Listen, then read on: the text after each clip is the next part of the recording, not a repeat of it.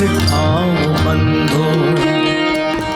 आज हम यहाँ मिले हैं और सबसे विशेष रूप से ऑल इंडिया कैंपस कविता के लिए हमारे बीच एक ऐसे विशेष व्यक्ति की उपस्थिति है जिनके बारे में मैं आपको कुछ अलग ढंग से समझाना चाहूँगी। कल्पना कीजिए कि आपको कुछ पंक्तियाँ लिखनी हैं इस बात पे, इस व्यक्ति के लिए कि वो आपके साथ ज़िंदगी में सहायक रहा है या आपके साथ 4 कदम चला है, तो आप क्या लिखेंगे?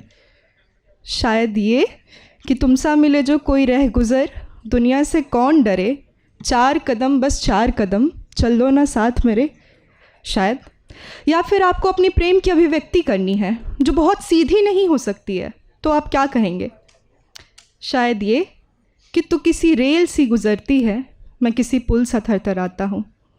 ये हमारी ज़िंदगी है, ये हमारा सुख है, ये हमारा दुख है, जो इस तरीके से एक व्यक्ति के शब्दों में निकला है। वो व्यक्ति और कोई नहीं, आदरणीय स्वानंद किरकिरे जी हैं। एक लेखक, एक गायक, एक अभिनेता।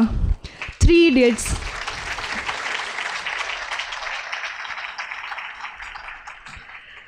इडियट्स, लगे रहो मुन्ना भाई, पा, पिपली लाइफ में इन्होंने बेहतरीन गानों की रचना की है।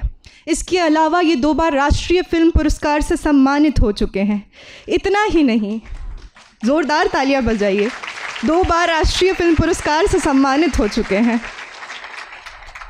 इतना ही नहीं, इन्होंने मराठी फिल्म चुंबक में 3 ऑफ अस को तो आप सब जानते हैं, में अभिनय किया है और हाल ही में आपने इन्हें देखा है पंचायत सीज़न 4 में सांसद जी की भूमिका में। मैं आदरणीय स्वानंद किरकिरे जी का स्वागत उनकी रचना आप कमाई के कुछ शब्दों से करना चाहती हूँ। वो लिखते हैं कि मेरे जो शब्द हैं, मेरा संगीत, मेरा लय, ये मुझे विरासत में मिली है, ये मेरी बाप कमाई है। लेकिन मेरे जो विचार हैं वो मेरी आप कमाई है। ये आपको समर्पित है, अगर अच्छी लगी तो मेरी, और अगर बुरी लगी तो समाज की। मैं ज़ोरदार तालियों से मंच पर स्वागत करना चाहूँगी स्वानंद किरकिरे जी का।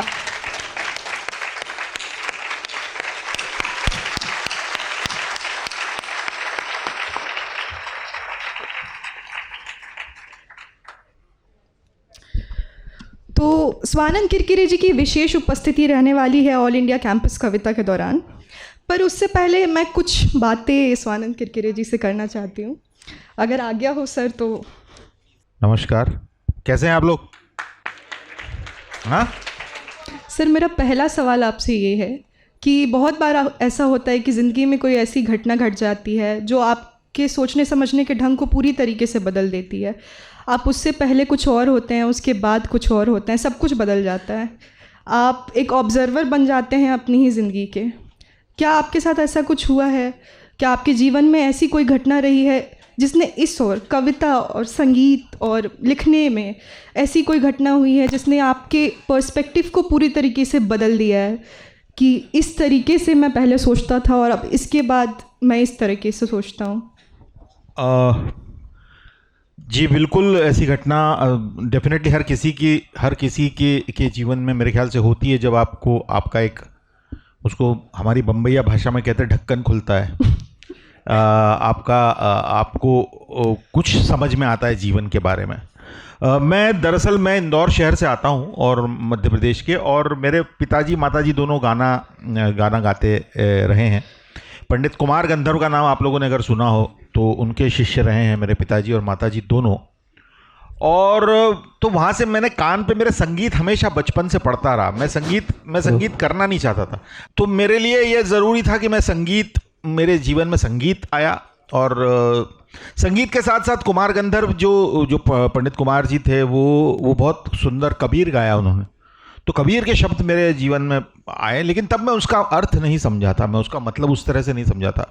कुमार जी क्लासिकल म्यूजिशियन थे, वो बहुत सुंदर बंदिशें लिखते भी थे, वो भी मैंने सुनी थी, लेकिन वो अर्थ नहीं समझ में आया था मेरे। गुलजार साहब के गाने भी मैंने सुने थे, वो अर्थ नहीं समझ में आया था मुझे। लेकिन जब मैं राष्ट्रीय नाट्य विद्यालय नई दिल्ली में आया और तब मुझे समझ में आने लगा कि भाई, एक तो क्या होता है, एक कहावत है कि चमेली का पौधा ना जब फूल नहीं कर रहा होता तब उसको जड़ से उखाड़ के रख दिया जाता है कुछ दिन के लिए। और फिर वो डर जाता है और उसके बाद में उसको दोबारा ज़मीन में लगाया जाता है ताकि वो खिलने लगता है बहुत। तो वो एक जो सर्वाइवल का डर होता है ना कि वो मेरे साथ शायद अपना शहर छोड़ के आने के बाद, दिल्ली में आने के बाद मुझे वो चमेली के पौधे की तरह हुआ शायद कि मुझे लगा कि मुझे कहीं तो जड़ें तलाशनी पड़ेंगी, और जहाँ जड़ें मुझे मिल रही वहाँ मैं पकड़ता गया और मुझे पता चला कि मेरी जड़ें जहाँ हैं वहाँ बहुत गहरी है। मेरी एक कविता मैंने लिखी थी कि इन लाख दियों के शहर में मैं बाहर से आया हूँ और झोली में अंधेरा है पर आंखों में सितारे लाया हूँ। उसमें एक पंक्ति मेरी, एक मेरे को याद नहीं, कविताएं मेरी याद नहीं रहती मुझे, तो उसमें एक पंक्ति है कि घर से निकल कर आया हूं मैं फिर घर तक पहुंचने को। तो हमारा अंतिम उद्देश्य जीवन में यही होता है कि मैं जहां से चला हूं वहां पे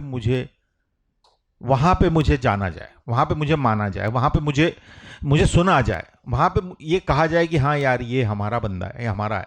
बाकी तो सब आप दुनिया जीत लेते हो और दुनिया में नाम कर लो, चाहे जो कर लो, लेकिन बचपन का वो साथी जब मिलके कहता है या कोई टीचर आपसे कहता है या कोई आदमी आपसे कहता है कि यार आपने नाम रोशन किया, तो आपको अच्छा लगता है। तो खैर, तो मैं जब दिल्ली राष्ट्रीय नाट्य विद्यालय में आया और उसके बाद में उसके पहले में एक थिएटर ग्रुप में गया था, एक्ट 1 नाम था उसका। उसमें उस जमाने में मनोज वाजपेयी, पीयूष मिश्रा, आशीष विद्यार्थी, सुजीत सरकार, असीम बजाज, मतलब आप नाम लीजिए, वो सब, इम्तियाज अली आते थे, अनुराग कश्यप। तो उस समय मैंने पीयूष मिश्रा जी को काम करते हुए देखा था और उसके पहले मुझे लगता था कि कवि लोग बड़े होते हैं, गुलजार साहब होते हैं या कोई साहिर लुधियानवी होते हैं या कोई जावेद अख्तर होते हैं, जो मतलब हम आम साधारण लोगों की पहुंच से बाहर होते हैं। वहाँ मुझे एहसास हुआ कि नहीं, ये तो हमारे जैसे ही होते हैं। तो ये प्रसंग बताने का कारण भी मैं इसीलिए कह रहा हूँ कि मुझे बहुत अच्छा लगा कि आप नौजवान लोगों ने कविताएं लिखी है। कोई बहुत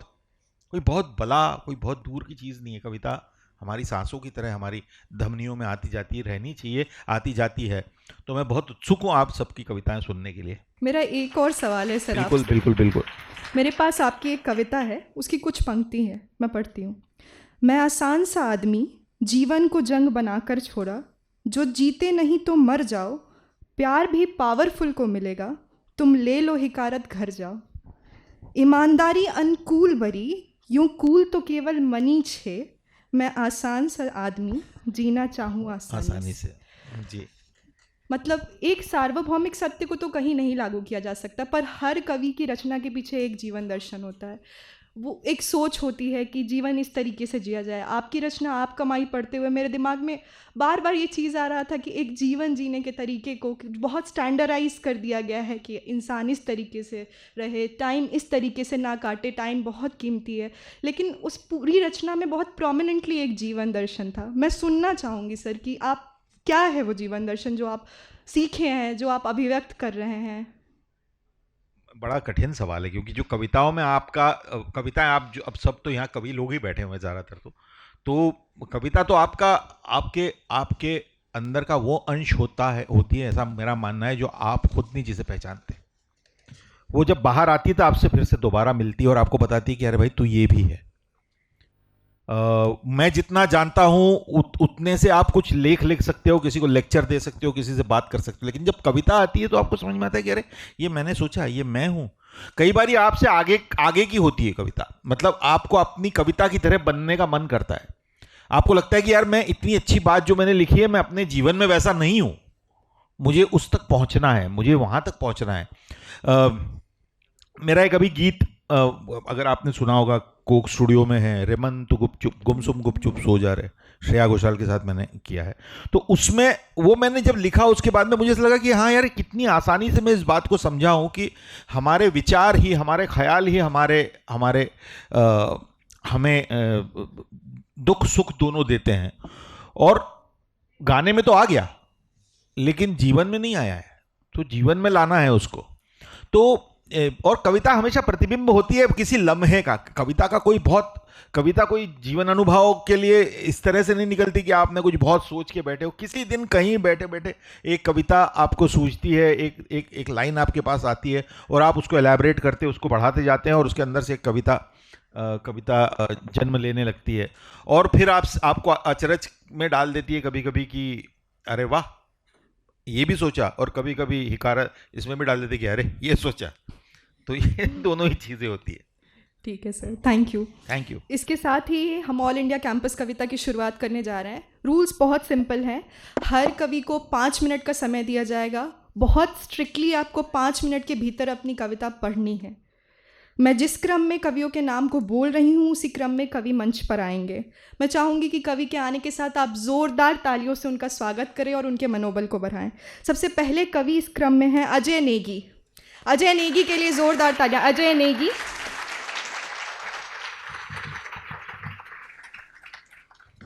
बहुत बहुत शुक्रिया हिंदवी और रेखता का इज़्ज़त अफजाई के लिए। ये कविता है, इसका शीर्षक है यात्री। खारे पानी की सतह पर सरकते हुए मैं, खारे पानी की सतह पर सरकते हुए मैं मीठे पानी की कल्पना करता हूँ, प्यास से मरता हूँ।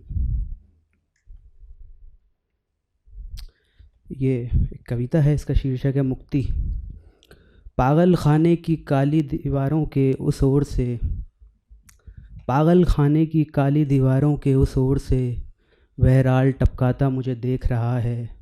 सड़क के बाईं तरफ नाली से सटी पागल खाने की काली दीवारों के इस ओर से मैं भी उसे देख रहा हूँ। यह भला कौन जानता होगा कि हम दोनों एक ही समय में देख रहे हैं अपना अपना भविष्य, अपना अपना अतीत।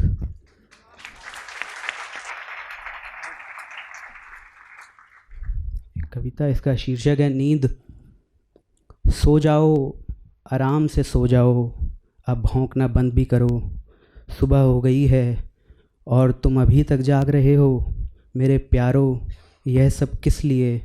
क्या तुम्हें नहीं मालूम कि तुम कितना दर बदर फिरे हो, कहाँ कहाँ से जलील हुए हो। ये कविता है, इसका शीर्षक है लानत। ट्रेन सरपट भागती चली गई, वह कटकर 4 हो गया। उस वक्त वहाँ कोई उसके बहुत करीब था। मैंने देखा उसके सीने पर लातें बरस रही थीं। कोई उसके चेहरे पर थूके जा रहा था। शायद यह उसकी आत्मा होगी। ये आखिरी कविता है, समय इसका शीर्षक है। मेरे संसार के दायरों तक जल आ पहुँचा है, मेरे संसार के दायरों तक जल आ पहुँचा है। सब कुछ अब धुंधला जाने की कगार पर है। इन्हीं क्षणों में मुझे भी कुछ करना है। मैं मनुष्य हूँ, सो आँखें बंद कर रहा हूँ। बहुत बहुत शुक्रिया।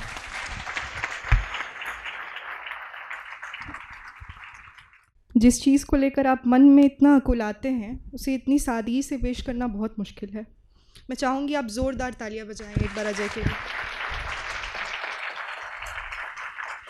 इसी क्रम में मैं दूसरे कवि ऋत्विक को स्टेज पर बुलाना चाहूँगी। ऋत्विक के लिए ज़ोरदार तालियां। बहुत शुक्रिया। कविता का शीर्षक है नियति। 2 दिन हो चुके हैं, मैं मानने लगा हूँ तुम जा चुकी हो। तुम्हारे जाने के बाद मेरे भीतर फैल गया है प्रकाश का अभाव, पीड़ा जनित मिश्रित अनुताप जैसा एक असुंदर भाव। मेरे बिस्तर पास बह रहा है नद, तैर रही है उसमें लाशें स्नेह स्वप्नों की, जो शायद यूं ही तैरती गिर जाएगी अनंत काल में। तुम्हारी विरह की ढाल से टकराकर टूटे हुए कामदेव के बाण निस्तेज पड़े हैं कमरे की चौखट पर। आखिर तुम जा चुकी हो, लेकिन अब भी मेरे कमरे में ध्वनित हो रहा है राग किरवानी। अब भी वहीं टंगी है तस्वीर टैगोर की। अब भी श्वास हो रही है अंदर बाहर। मैंने खिड़की से झांक कर देखा है, बाहर फैला है विस्तृत रेगिस्तान की तरह जीवन, जिसमें तुम्हारे बिना भटक जाना ही मेरी नियति है।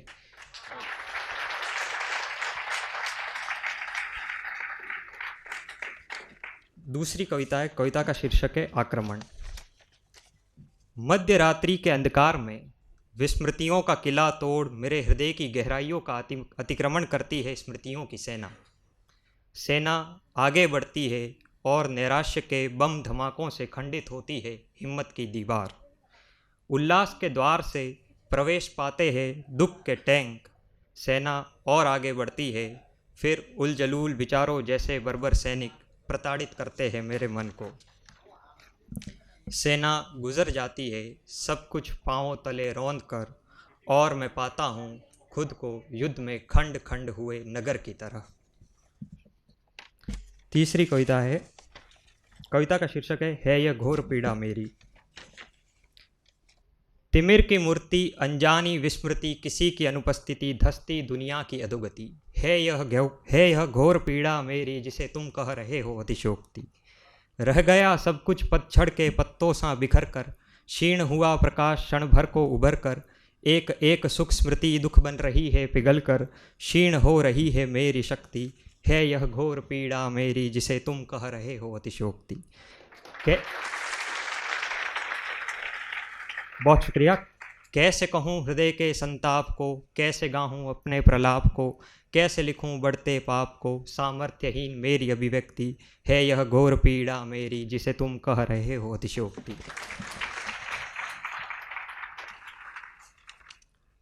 चौथी कविता है मेरा कुरुक्षेत्र। मैं देख रहा हूँ अभिमन्यु की तरह उलझलूल चक्रव्यूह में फंसते हुए जीवन को। मैं देख रहा हूँ कर्ण के पहिए सा शून्यता की माटी में धस रहे मन को। मैं देख रहा हूँ अर्जुन की बाण वर्षा से घायल पड़े हृदय रूपी भीष्म को। मैं देख रहा हूँ धृष्टद्युम्न की तलवार से कटते हुए उल्लास रूपी द्रोणाचार्य के सर को। मैं देख रहा हूँ चारों ओर 18 अक्षौहिणी सेना की मानिंद फैले हुए नैराश्य को। हे संजय, मैं देख रहा हूँ जैसे तुम देखते हो, दिव्य दृष्टि पाकर शापित होते हुए खुद को।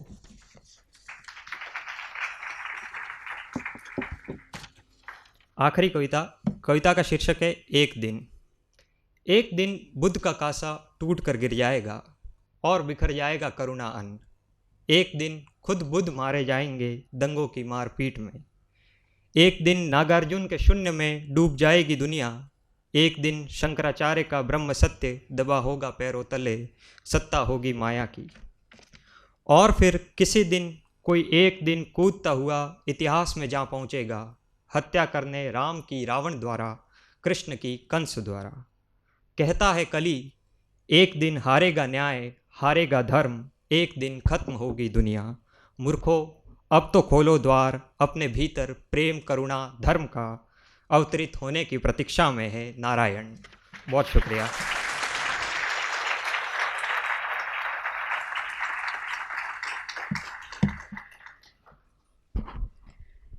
किसी कवि का किसी घटना को अपने मन में सोचना, उस पर सोचते रहना, उसको लिखने का प्रयत्न करना, उस लिखने के प्रयत्न में उस कविता का बिल्कुल कुछ अलग बन जाना, इन सब से होकर गुजरने वाले इन कवियों के लिए ज़ोरदार तालियां हो जाएं।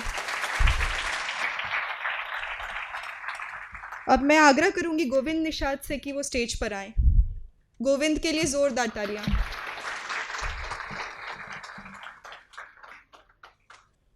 मेरा नाम गोविंद है। मैं जीवी Pant social science institute Allahabad में पढ़ता हूँ। कविता का शीर्षक है पाप की पवित्रता। कब आई होगी गंगा में पाप धोने की परंपरा। शायद कोई आया होगा सदियों पहले गंगा के किनारे किसी युद्ध में घायल। धोए होंगे उसने पाँव गंगा के पानी में। हिमालय से उतरती गंगा में कुछ खास था जिसने भर दिया होगा उनके घाव। यहाँ से उपजा होगा एक विचार की नहा भर लेने से मिल जाती है पाप से मुक्ति, जो मनुष्य ने किए हैं अपने जीवन में। इसने स्थापित कर दिया मनुष्य कुछ भी करे गंगा धो देगी उसके पाप। शासकों ने अत्याचार किया, हत्यारों ने हत्याएं, और धो दिए अपने पाप गंगा में। जमींदारों ने चूसा खून, खून से सना शरीर डुबा दिया गंगा में। किसी मनुष्य की परछाई पड़ जाने पर जातवादियों ने पवित्र किया अपने को गंगा के जल को छिड़क कर। पूंजीपतियों ने पवित्र किया अपने धन को गंगा में डुबाकर। पाप शोधन का परिणाम निकला कि वह उतने ही पवित्र होते गए जितनी मैली होती गई गंगा। मैली होती गई गंगा, आपदा में अवसर है। सबने मिलकर तय किया है कि अब हम पवित्र करेंगे गंगा। पवित्र करने की प्रक्रिया में गंगा उतनी ही सिकुड़ गई जितना बढ़ गया उनका पेट। यह पेट जितना बढ़ता जाएगा गंगा मैली और मैली होती जाएगी। जिस दिन फटेगा यह पेट, गंगा की निर्मलता बह निकलेगी। गंगा में लोग तब पाप धोने नहीं नहाने आएंगे।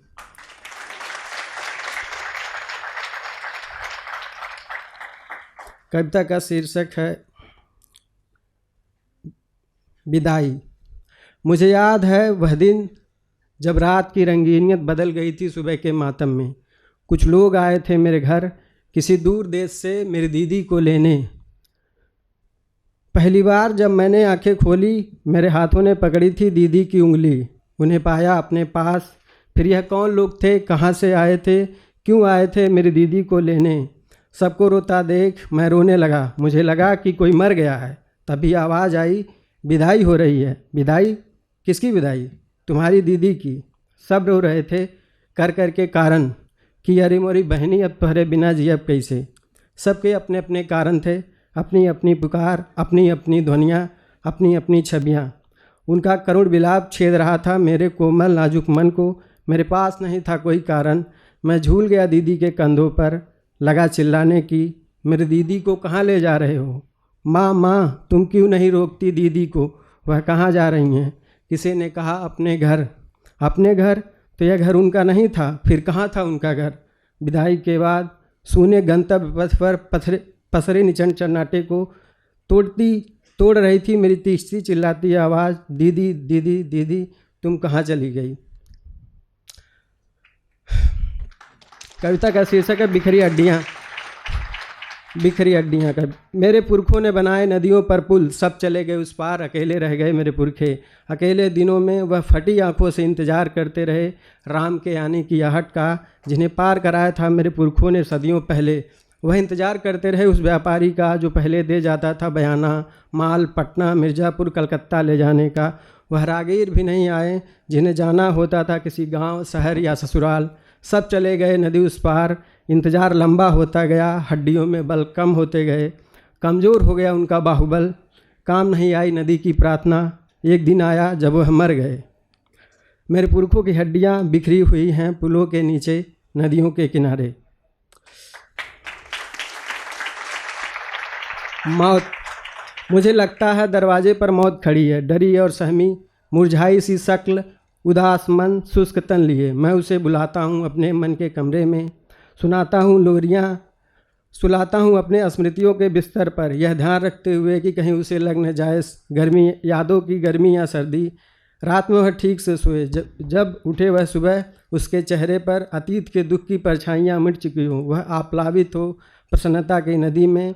वह बोले तो उसके मुँह से फूल झरे, बजे चले तो बजे घुंघरू। उसकी आँखों में चमके, उसकी आंखें चमके मीन के मानिंद। उसके खुश होने की उम्मीद अनिद्रा पैदा करती है। सुबह मुझे सोता देखकर वह छोड़कर चली जाती है, बिना बताए, चोरी चोरी, चुपके चुपके। हमेशा की तरह मेरी चाय पिलाने की इच्छा रह जाती है अधूरी, कि अगली बार जब भी आना सीधा अंदर आना। हाँ, यह मुरझाया छोड़ आना किसी और के पास। मैं सोचता हूँ तुम जब भी आओ खुश रहो और मैं उदास। कितने बड़े होते हैं दुख दूसरे दुख के आने तक। मैं तुम्हें तब तक जिंदा रखूँगा जब तक मेरे पास हैं दुख। अंतिम कविता, ज़रूरत। जब मैं गिरा कुएं में मुझे रस्सी की याद आई, मैं डूबा नदी में मुझे नाव की याद आई, मैं उदास हुआ मुझे दोस्त की याद आई, बीमार हुआ दवा की याद आई। इसी तरह ही याद आए लोग, हमेशा मैंने उन्हें याद किया ज़रूरत में। सोचता हूँ अगर ज़रूरतें नहीं होती तो क्या होता, मैं किसी को याद करता? हाँ, शायद तभी जब ज़रूरत होती। मैं चाहता हूँ दुनिया में सब कुछ खत्म हो जाए, ज़रूरतें खत्म नहीं होनी चाहिए, वही हमें मिलाएंगी। इसके बावजूद कि ज़रूरतें स्वार्थी होने का पर्याय हैं। Thank you.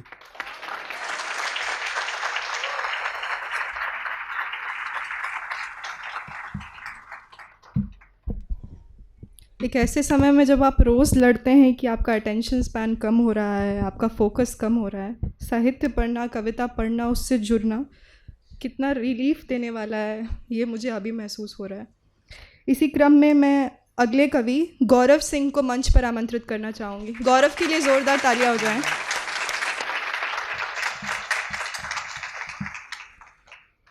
नमस्कार, मेरा नाम गौरव सिंह है और मैं हैदराबाद विश्वविद्यालय से आया हूँ।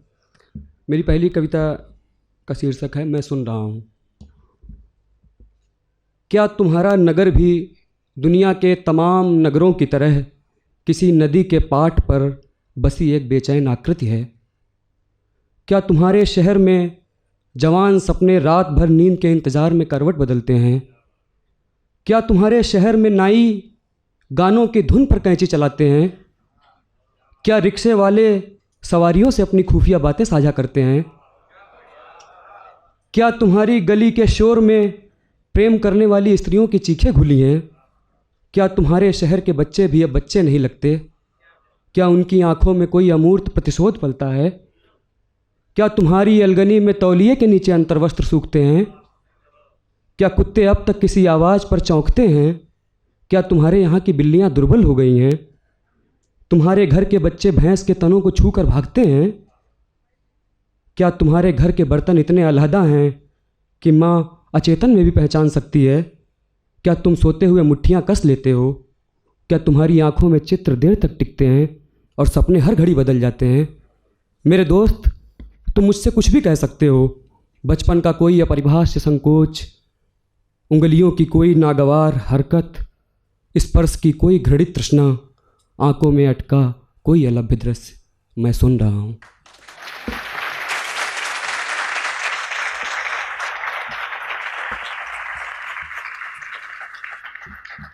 मेरी दूसरी कविता है हम फिर भी जी रहे थे। हमारे हिस्से की नदी किसी भगीरथ ने नहीं बहाई, अहरनिश प्यास लिए बैठे रहे हम मरुधरा पर। मुलाकात के लिए नहीं मिला हमें विदेह का कोई उपवन, जंगली झाड़ों की ओट में भयाक्रांत चूमने पड़े हमें अपनी प्रेमिकाओं के होंठ। हमारे चुंबन पर श्वेतवर्णी अप्सराओं ने नहीं बरसाए फूल, लाठी पटकते हुए सिपाही आए और गाली देकर गए। सिद्धहस्त कवियों ने मयूर पंख की नोक से नहीं उकेरी, ताम्र पत्रों पर हमारी पुरखिनों की प्रेम कथाएं रक्त और खून से सनी हुई मिट्टी में दर्ज हुई वे। हमारे विरह पर आर्तनाद नहीं किया आकाश ने, ना ही मुरझाया बगीचे का एक फूल। अपने दुख को सीने में दबाए हमने देखा कि धरती सिकुड़ती जा रही है और स्मृतियां बेघर हो गई हैं। हमने अपने रिश्ते निभाए अवांछित और निर्विकल्प उदासी में, देवताओं को नीचा दिखाने के लिए नहीं, ना ही गढ़ने के लिए पवित्रता की कोई महान परिभाषा। हम एक दूसरे को अकेला नहीं छोड़ सके इस बियाबान में, और यही एक काफ़ी था हमारे साथ बूढ़ा होने के लिए। प्रजापति ने नहीं तय की इसकी त्रिज्या, मिट्टी में खेलते बच्चों के पैरों से सनी हमारी दुनिया कुम्हारों की चाक पर बनी। पगडंडियों पर खेलती हमारी औलादें युद्ध के लिए जाती सेनाओं ने कुचल दी, हमें मुआवजे दिए गए और हमने देखा कि आकाश के तारे हमारी कायरता पर थूक रहे थे। मजबूरन हम फिर भी जी रहे थे।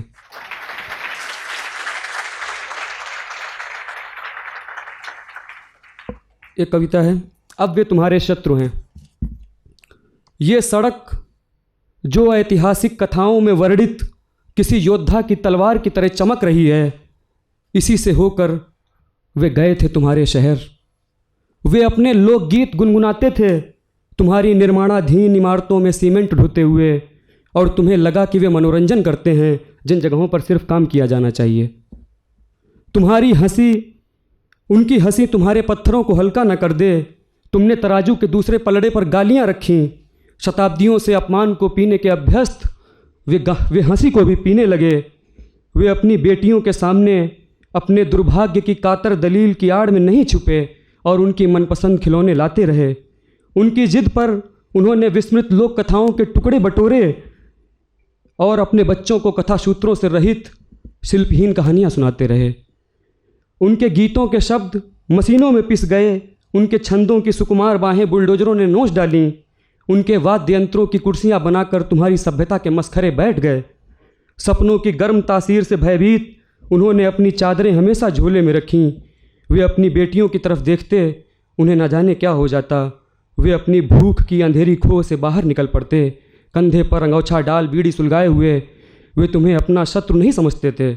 उन्हें तो पता भी नहीं था कि उनके गीत, वाद्यंत्र, कथाएं, छंद सब कैसे गए, कहाँ गए। पर वे अपनी बेटियों के बारे में जानते थे, और यह भी कि अब वे तुम्हारे शत्रु हैं।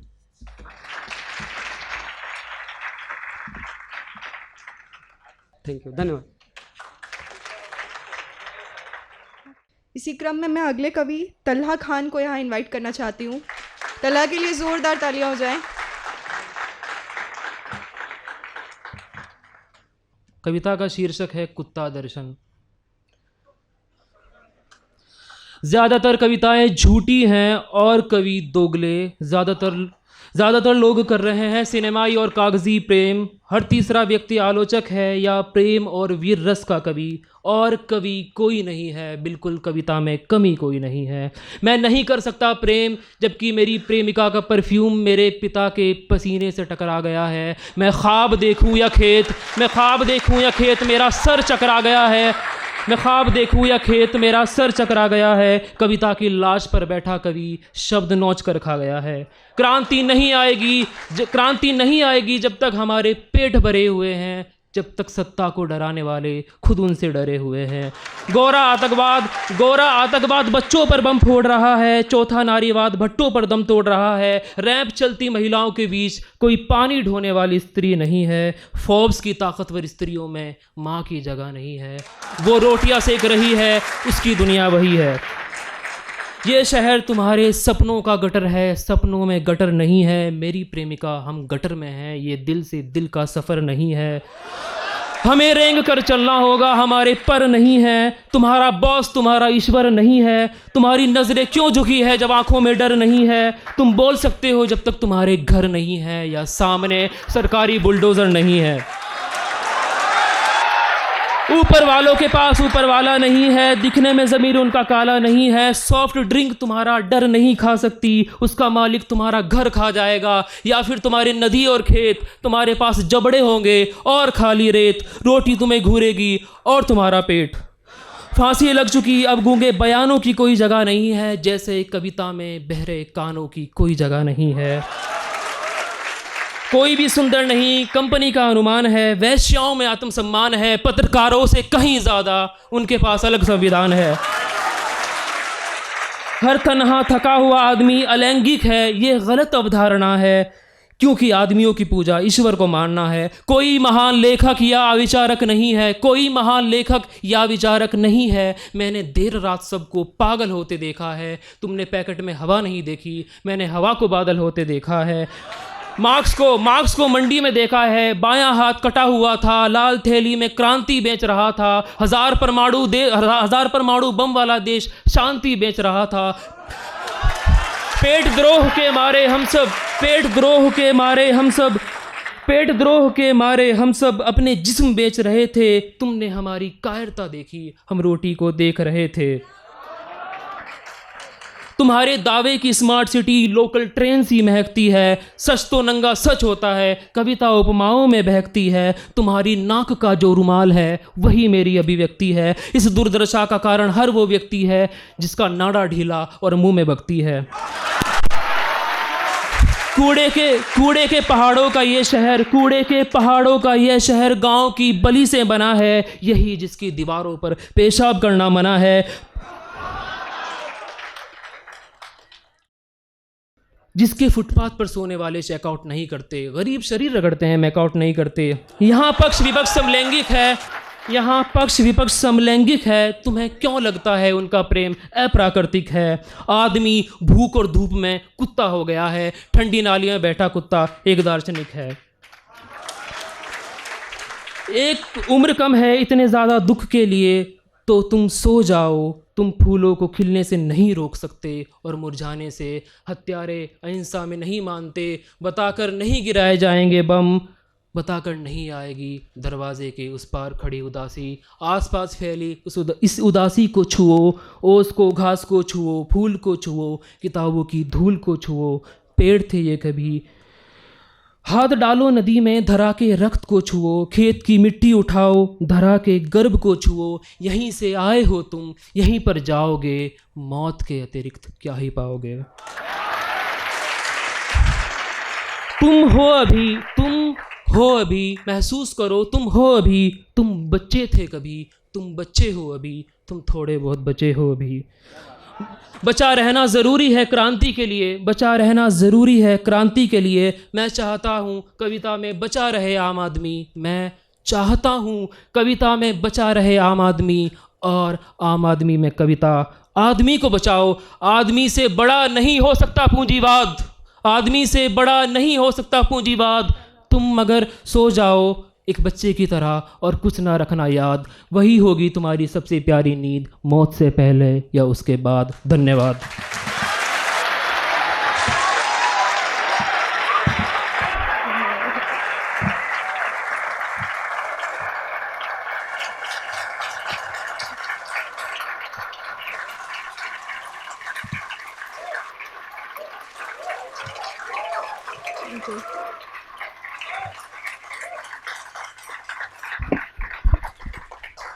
I think we have witnessed something different today. Sir आप कुछ बोलना चाहेंगे? नहीं, मैं यही बोलना चाह रहा हूँ कि कभी कभी तुम्हारा काम जो है ना वो विलन का है और वो करना पड़ता है, लेकिन मुझे वही ख्याल आया क्योंकि इतनी ऊर्जा है और इतनी इतनी इतनी अच्छी कविताएं मैं सुन रहा हूँ, मेरा दिल तो भर आया है और मुझे लग रहा है कि थैंक यू मुझे यहाँ बुलाने के लिए, क्योंकि मुझे ये समझ मतलब हिंदी को लेकर जितनी भी चिंताएं हैं वो छोड़ देनी चाहिए। हिंदी जिंदा है, हिंदी हमारे बच्चों की भाषा में जिंदा है, उनके विचारों में जिंदा है, और वो अपनी अपनी शक्ल, अपने अपने भेष श और स के उच्चारणों के भेद में आती है और वो उतनी ही सुंदर साउंड करती है, क्योंकि वो विचारों को अपने भीतर इतने सुंदर, मतलब मैं आप सब लोग युवा होंगे, कितने 25-26 के नीचे ही होंगे सारे, उस तरह उतने ही होंगे, लेकिन आपके विचार सुन के मुझे बहुत मज़ा आ रहा है, आपकी भाषा सुन के मुझे बहुत मज़ा आ रहा है। Thank you. आगे आने वाले 6 कवियों के लिए भी मुझे एज अ विलन एक्ट करना ही पड़ेगा, ये मेरी ड्यूटी है। सो बिना लेट किए हम बुलाते हैं पूजा जिनागल को स्टेज पे। पूजा के लिए जोरदार तालियां हो जाए।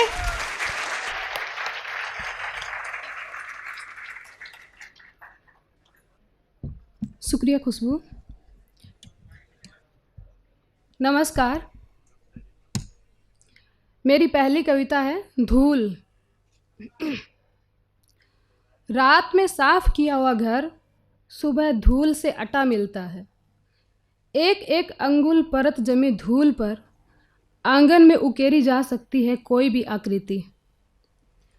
जब जब आती है अपनी मन चली सहेली आंधी का दामन थामे, तब तब घर की सारी वस्तुएं धूल में दबी किसी सभ्यता का अवशेष प्रतीत होने लगती हैं। गर्मी के दिनों में रेगिस्तान के एक हिस्से से उठकर आंधी के साथ ही जाती है दूसरे हिस्सों के सगों से मिलने, जैसे आंधी ही बिचौलिया हो धूल के सगों की। वह अनचाही मेहमान होती है बारिश और गर्मी के दिनों की। इन दिनों अधिकतर वह सभी के सो जाने पर चुपके से आती है और घुस जाती है आपकी आँख, नाक, कान, गले तक। सुबह उसे धकेल कर निकालोगे बाहर तो शाम तक लौट आएगी वापस, और शाम को निकालोगे तो फिर सुबह तक लौट आएगी तुम्हारे बिस्तर, तुम्हारे चौके तक। कितनी ही बार तो रात में सोती है तुम्हारे साथ तुम्हारे बिस्तर पर बिना तुम्हें खबर किए, और सुबह तक लिपटी रहती है तुम्हारी देह से। जैसे तुम जैसे नाराज़गी जताते हुए झिड़कते हो उसे, तो चली जाती है कुछ दिनों के लिए दूर, कि एकाएक किसी दिन उड़ कर आती है और तुम्हारे रात के खाने में गिर पड़ती है। आदिम स्वाद के आदि तुम्हारे दांतों में किरकिरी बनकर तुम्हारी बेरुखी का बदला चुकाती है। शुक्रिया। अगली कविता है मेरे पुरखे। एक दिन मेरी पुरखी ने मुझे बताया कि कैसे तुमने उनके नसीब में डांगर लिख दिए, कैसे भूख की नंगी प्रतियोगिता डांगर प्रतियोगिता बन गई, जिनकी हड्डियों के तेल से उन्होंने बचाए रखा सभ्यता की चिकनाई को, जिसकी चिकनाहट में दम घुट जाना चाहिए था तुम्हारा। उन्होंने तुम्हारा रेवड़ चराया बेगारी में और दफन हो गए रेगिस्तान की रेत में प्यासे ही। मेरे पुरखों की कब्रों पर खड़ी हुई है तुम्हारी सभ्यता। किसी दिन मेरे पुरखों के हिस्से की हवा चलेगी और तुम्हारी सभ्यता के चिथड़े बिखेर देगी, और सामने होगी तुम्हारी नंगी हत्यारीन सभ्यता। तब तुम अपने पक्ष में क्या दलील दोगे?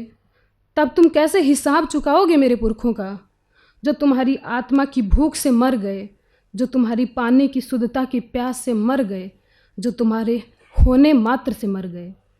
मेरे पुरखे तुम्हारी सभ्यता की शुरुआत से प्यासे हैं, उन्हें समानता का जल चाहिए।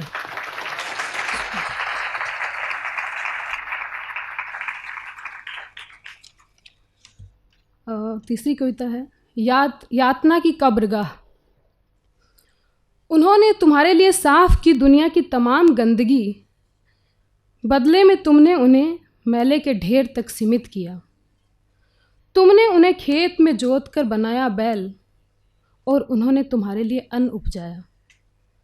उन्होंने बूंद भर सम्मान की चाह की, तुमने उन्हें अपमान के समंदर में डुबोया। उन्होंने तुम्हारी बेटियों की डोली उठाई, बदले में तुमने छलनी किया उनकी बेटियों के जिस्मों को। उन्होंने तुम्हारे लिए वह सब किया जो तुमने चाहा, और बदले में तुमने उनकी दुनिया को यातना की कब्रगाह बना दिया।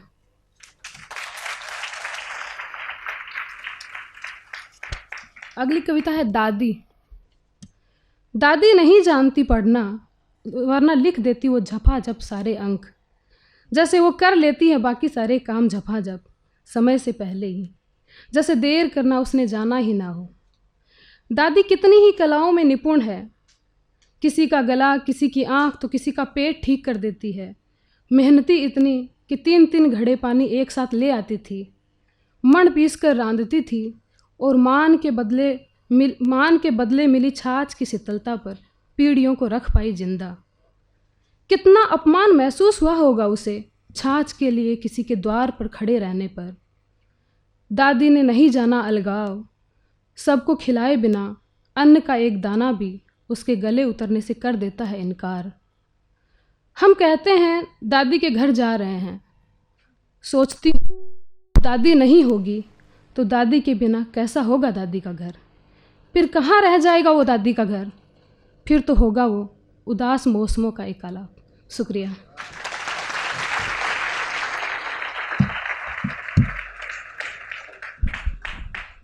पूजा के लिए ज़ोरदार तालियां हो जाए एक बार और। इसी क्रम में मैं अगली कवि मानसी मिश्र को यहाँ बुलाना चाहूँगी। मानसी के लिए ज़ोरदार तालियां हो जाए।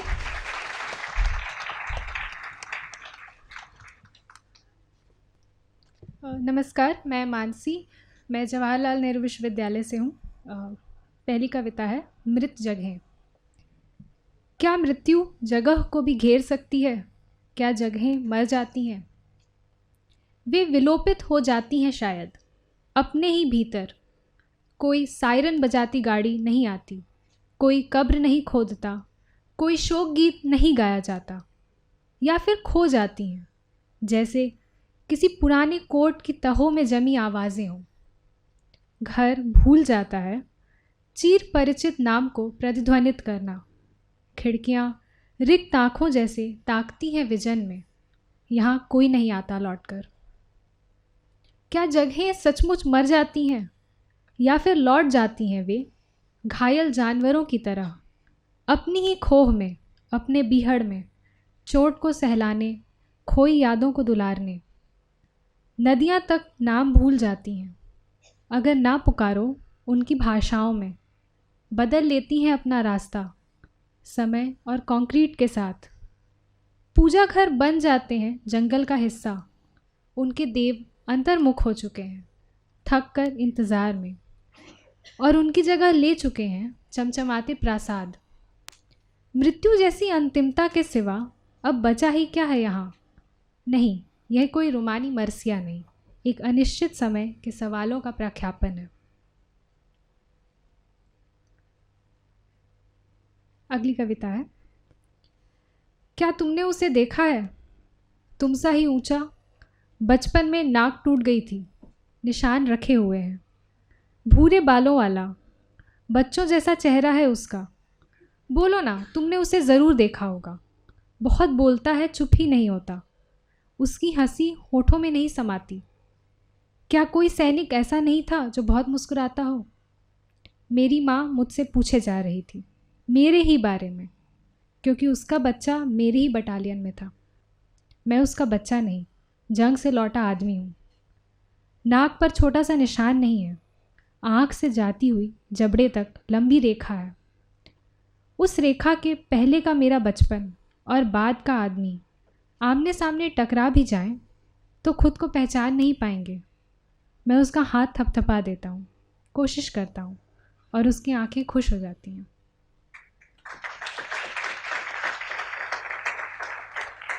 अगली कविता है। अगर मजाक में तुम्हें खटास लगी तो पलट कर जवाब मत दो, उसका यह मतलब नहीं था। जब शब्द और भाव तुम्हें कटु लगे तो पलट कर जवाब मत दो, तुम्हें लगा वह कटु थे, तुम्हें फिर से सोचना चाहिए। तो क्या हुआ अगर प्लेट टूट गई? तो क्या हुआ अगर तुम घंटों खड़ी रही? वह तुमसे प्यार करता है, सच में प्यार करता है, उसका यह मतलब नहीं था। अब मैं सोचती हूँ, फिर मैं अपने जवाब का क्या करूँ? क्या मैं इसे एक बोतल में बंद कर दूँ और समुद्र के सुदूर कोनों में बहा दूँ, या फिर इन्हें गहरे दफन कर दूँ, बहुत गहरे, किसी उथली कब्र में? मैं सोचती हूँ बोतल तो अच्छी है, लेकिन इस बोतल के मुंह में कपड़ा फंसा देना चाहिए, उसके सिरे में आग लगा देनी चाहिए। पलट कर जवाब देना मुझे बहुत बेहतर लगता है, बोतल में बंद एक अच्छी औरत होने के बजाय।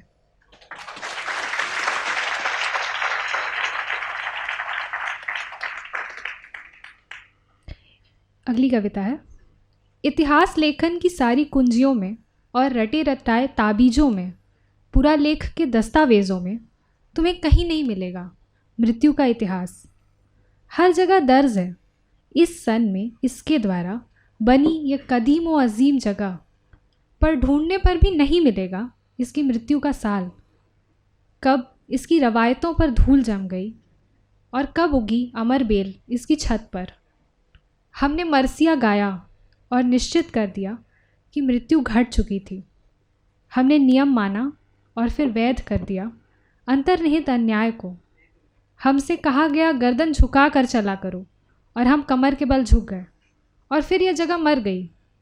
हाँ, ऊंची इमारतें, अरगलाएँ और घने पेड़ों की कतारें वैसी ही दिखाई देती हैं, लेकिन अब यहाँ खाली कमरों और धूल से भरे लोगों के अलावा कुछ नहीं बचा है।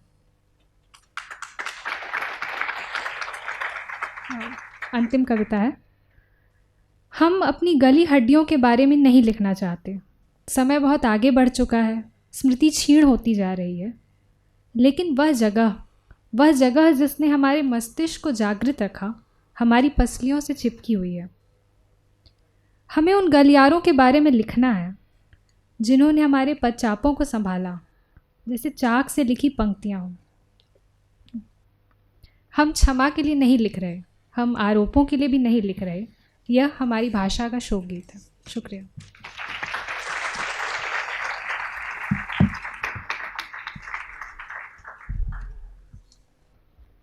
मेरे पास भी स्वानंद जी की एक कविता है जिसके कुछ पंक्ति मैं यहाँ पे पढ़ना चाहती हूँ।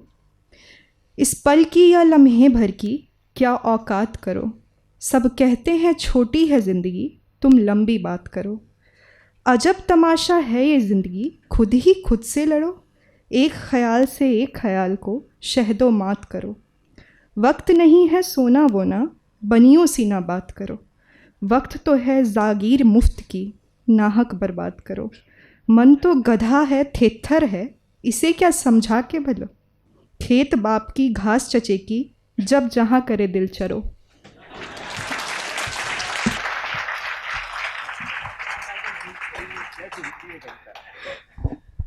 क्या ढूंढी है आपने कविता? Thank you sir.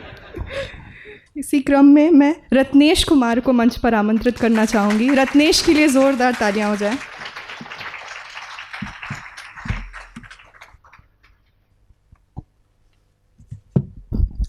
सभी को जोहार। मेरी पहली कविता है बाहरी लोग। चींटियाँ भूले से भी सवार हो जाए किसी रेल में तो अपनी जगह से कितनी दूर चली जाती हैं।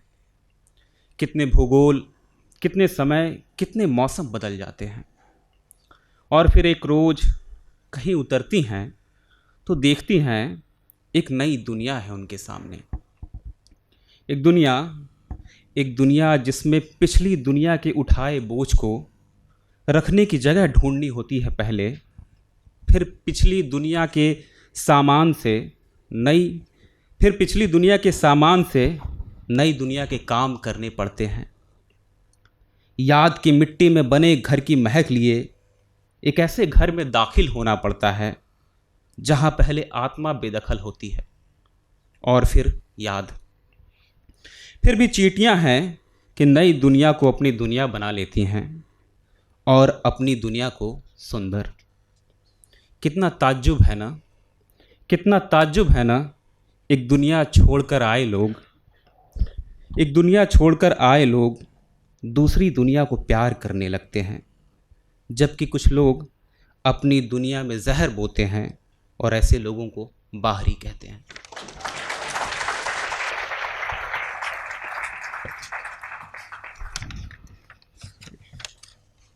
दूसरी कविता है तुम्हारे लिए मैं बस दुआ कर सकता हूँ।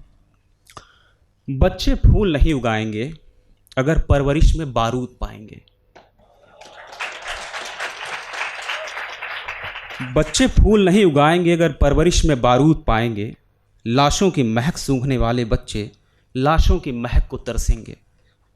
नफरत की धूल में सने बच्चे दुश्मनों के सिर से फुटबॉल खेलेंगे। रगों में जहर भरे बच्चे माओं की पेट फाड़ निकलेंगे बिच्छुओं की तरह।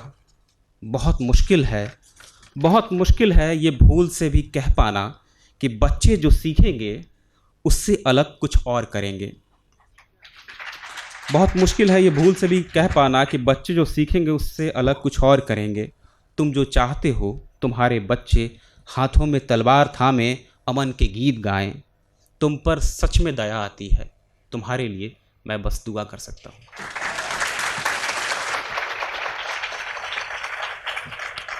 तीसरी और आखिरी कविता, हत्या कोई विकल्प नहीं है। हत्या कोई विकल्प नहीं है, मगर मेरे दोस्त मुझे कई बार लगता है कि इस व्यवस्था के सीने में मैं अपने पुरखों का वही फावड़ा उतार दूं जिससे मैंने अपने उम्रों के छिलके उतारे हैं और इस कवायद में मेरी ज़िंदगी कुफ्र हो गई है। वो व्यवस्था जिसे बर्दाश्त कर पाना मेरे पुरखों की सबसे बड़ी मुश्किल रही। घूर पर पले और पलकर मजूर हो गए। रोटियां हलक से उतरी तो खून में सनी हुई। उम्र तो कभी पूरी जी ही नहीं और मौत इसी व्यवस्था का अनचाहा उपहार रही। उस व्यवस्था में मजलूम होकर जीना और ज़िंदा रह जाना एक ही विकल्प बचा रहा मेरे पुरखों के पास। जिंदा रहने की ललक से भरे मेरे पुरखे जीते रहे और भागते रहे, खेत से खेत, गांव से गांव, शहर से शहर। मेरे पुरखे खाली हाथ नहीं भागे, मेरे पुरखे खाली हाथ नहीं भागे, कोरी उम्मीद लेकर भागे कि भाग कर बचा लेंगे एक अदद मुट्ठी भर सांस, जिसमें चैन से उतरेगी रोटी हलक के नीचे, नींद आँखों में और सुकून सीने में।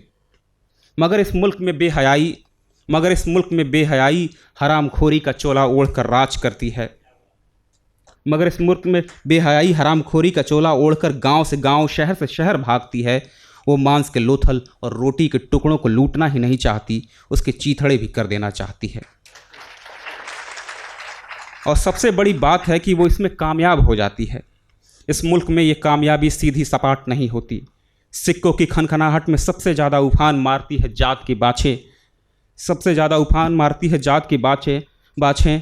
गरीबी और लाचारी अर्थव्यवस्था की गड़बड़ी से नहीं उपजती, वो उपजती है जाति और भेद के जहर से। जहाँ गोरों की जांघ में तेल लगाते हैं काले, और जात के विर से उपजती है घृणा। भेद की परतें महज एक जिस्म में सांस नहीं लेती, वो अक्सर जिस्म और कपड़े बदलती रहती है। विभेद की सबसे बड़ी खासियत है वो उदारता का चोला पहन के राज करती है। वो सिपाही को शहीद कहती है, अफसर को वफादार, अर्दली को कर्मठ, मजूर को योद्धा और मजलूम को भाई। वो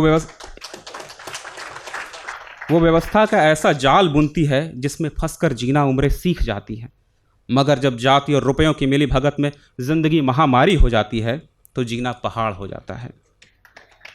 जहाँ सैनिक गोलियाँ खाते हैं, मजदूर फाके और मजलूम लाठियाँ, इस मुल्क में सब कुछ ऐसे ही चलता है। सदियाँ जहर बन जाती हैं और सदियाँ इतिहास बन जाती हैं और इतिहास माथे का तिलक, जिस पर इस दोगले इतिहास से उकताया इंसान मन भर थूक देना चाहता है, पर उससे भी नहीं मिटती ये कालिक। इस व्यवस्था से शरीफ बन कर लड़ो तो कत्ल करती है, गरीब बन कर लड़ो तो रोटियां नहीं देती, अमीर बन कर लड़ो तो साथ नहीं बिठाती, और वकील बन कर लड़ो तो दलील सुनती तक नहीं। मैं इसके कानों में ठूंस देना चाहता हूँ अपनी आवाज़, मैं इसके अतड़ियों तक पहुँचाना चाहता हूँ अपनी चीख। एक मिनट बस। मैं इसकी नसों में ढकेल देना चाहता हूँ अपने सदियों का दर्द, मैं अपने खलिहानों पे चाहता हूँ अपना हक, मैं अपनी मिट्टी पे चाहता हूँ अपना हक, मैं अपने पुरखों के जांगर का हिसाब चाहता हूँ। मैं नहीं चाहता इससे निजामत, मैं इससे निजात चाहता हूँ, मैं इसे ख़त्म कर देना चाहता हूँ। हत्या वाकई कोई विकल्प नहीं है, मगर मेरे दोस्त मुझे बारहा यही लगता है कि इस व्यवस्था के सीने में मैं अपने पुरखों का वही फावड़ा उतार दूं जिससे मैंने अपनी उम्रों के छिलके उतारे हैं, और इस कवायद में मेरी ज़िंदगी खूब हो गई। शुक्रिया।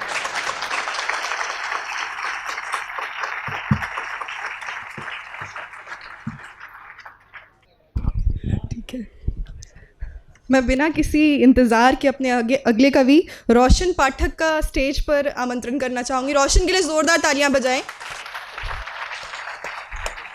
रोशन, 5 मिनट का समय है और कहने पर रुक जाइएगा। यहाँ उपस्थित सभी को नमस्कार, अभिनंदन। मेरा नाम रोशन पाठक है, विश्व भारती शांति निकेतन पश्चिम बंगाल से। पहली कविता का शीर्षक है तोड़ा जाना। इतनी यातनाओं के बाद आखिर बच ही क्या जाता है, मेरी हथेलियों से एक एक कर खाते हुए दाने अनार के खाली कर दिया तुमने मुझे, हूँ बजता फिर भी नहीं। छिलके सा आड़ा तिरछा कटा सुर्ख आसमान चुप है धुंध कुछ परछाई और हमारे तुम्हारे होने भर का बुरादा। दुख सेमल के फूल सा नियमित गिरता रहा बिस्तर पर, तेज़ रोशनी में नाचते हुए बेढब और अंधेरे में लीलता हुआ तस्वीर। सेमल के कीचड़ में बिस्तरा, बिस्तरे की सिलवटों में कुतरे नाखून और नोचे हुए केश। रोज़ इसी सैया पर होती रही भोर, रोज़ जानवर होने से बचा लेती रही तुम्हारी अनुपस्थिति। रोज़ मेरा इंसान मुझसे कहता रहा बस। टुकड़े टुकड़े में हुआ ये, सब हुए टुकड़े टुकड़े, पूरी नहीं हो सकी तुम्हारी ऋचा। भाड़ की तरह प्रेम तोड़ा गया जिसे सेमल की तरह टूट जाना था। दूसरी कविता का शीर्षक है आत्महत्या। तब जब आँखों ने देखना शुरू किया होगा नग्न जीवन, तब जब आँखों ने देखना शुरू किया होगा नग्न जीवन, उससे ठीक पहले टकराया स्त्री की छातियों से। ग्लानि और सुख के भेड़िए ने जन्म लिया कहीं भीतर, और सांझ होते ही मैंने की पहली आत्महत्या। दूसरी बार ठीक उसकी अगली सुबह, दूसरी आत्महत्या पहली की असफलता में। 2 आत्महत्याएं करने के बाद सबसे पहले किया भोजन, और दिन भर सोचा कि टकराहट से जो बीज फूटा मेरी छातियों में, उसे जन्म कैसे दूंगा। ये ग्लानि और सुख का पौध मेरे भीतर कहाँ से जन्म लेगा। मैं माँ बनने वाला था और हर दर्द के साथ याद आती रही उस स्त्री की छातियाँ। मैं उसे जाकर ये बताना चाहता था कि ये तुम्हारा बच्चा है, इसे भी अपने सीने से लगाओ, इसे भी पिलाओ स्निग्धता की ताप। अगली कविता का शीर्षक है हमारा एकांत। शाख पर इतने बचे हैं सेमल की नज़रें उठाए बिना गिने भी गिने जा सकते हैं, मगर नहीं गिनी जा सकती उनकी उपस्थिति। गिनने के गणित ने ही मुझे बनाए रखा अमानुषिक।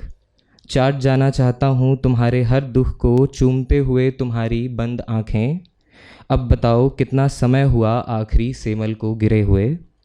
सारा गणित अनुपस्थिति के लिए, सारी आत्महत्याएं जीने के लिए, व्याकरण भाषा सब निर्मोही है, और ये मेरे युग का मुहावरा है। कहो केदार तुम्हें फ़र्क पड़ता है? तुम तो जिंदा थे, अपनी बात अपनी भाषा की सारी ताकत के साथ कह सकने के बाद भी। तुम्हारे शहर का बड़ा डाकघर रात के तीसरे पहर में भी खुला था कि रात के तीसरे पहर में भी किसी के पास कुछ तो होता है भेजने के लिए। कुत्ते जो चाट रहे थे गोबर, भूखी बिल्लियाँ जिनको देख उतर आया मेरी छातियों में दूध, सब प्रमाण है। कई रातों से लगातार लिख रहा हूँ मैं अपना दुख शहर की दरख्तों पर, भाषा यहीं हार गई। रोज़ मिलकर ही रोज़ खोता हूँ, रोज़ के खोने में समय लगता है, समय लगने में लगता है हो जाऊँगा ख़त्म, ख़त्म झरते झरते, ख़त्म गलते गलते, पिघलते हुए। जैसे नहीं ख़त्म होनी चाहिए लौटते हुए मज़दूरों की कविता, जैसे नहीं ख़त्म होना चाहिए लोटे का पानी, जैसे नहीं ख़त्म होनी चाहिए जीवन से दोपहर की धूप, वैसे ही नहीं ख़त्म होना चाहिए हमारा एकांत। एक और छोटी कविता है जिसका शीर्षक है पतन।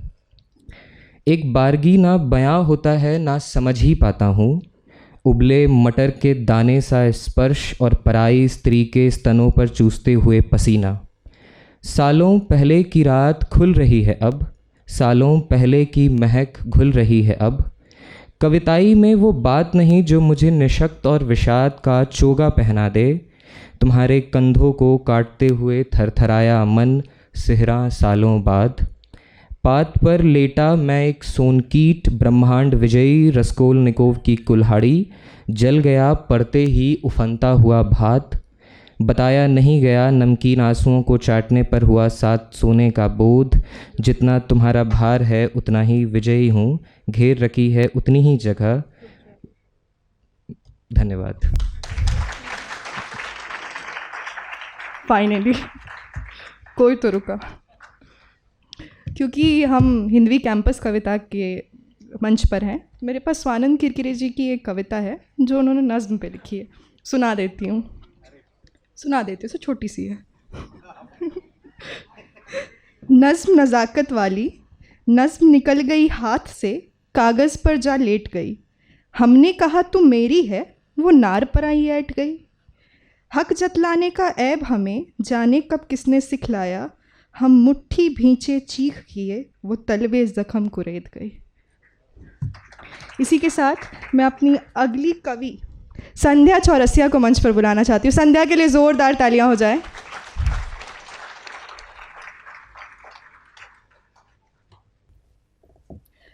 ये इस कड़ी में अंतिम कवित्री हैं। इसके बाद स्वानंद किरकिरे जी का कविता पाठ होने जा रहा है। मैं आशा करती हूँ कि आप बहुत ध्यान से संध्या को सुनेंगे और उसके बाद उससे ज़्यादा ध्यान से स्वानंद किरकिरे जी की कविताओं को सुनेंगे। पहले संध्या के लिए एक बार ज़ोरदार तालियां हो जाएं।